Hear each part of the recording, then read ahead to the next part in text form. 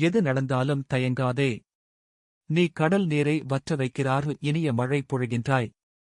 நீ வான்வெளியிலே விளக்கேற்றுகின்றாய், இருளை நின்று விரட்டுகிறாய். சில விஷயங்களில் என்னதான் முயன்றாலும் எவ்வளவுதான் பாடுபட்டாலும் எல்லாம் கூடி வருவது போல் தெரியும். கடைசி நேரத்தில் விலகிவிடும். அதற்காக கலங்காதீர்கள்.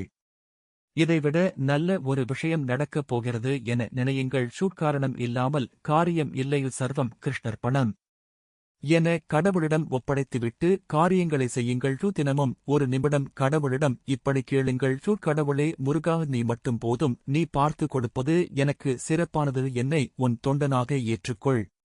உன் திருவடி நிழலில் எனக்கு இடம் கொடுப்பட்டது போதும். இனி துயரம் வேண்டாம். என் வாழ்க்கையை நல்லபடியாக மாற்று. எல்லா நலன்களும் கிடைக்க செய்.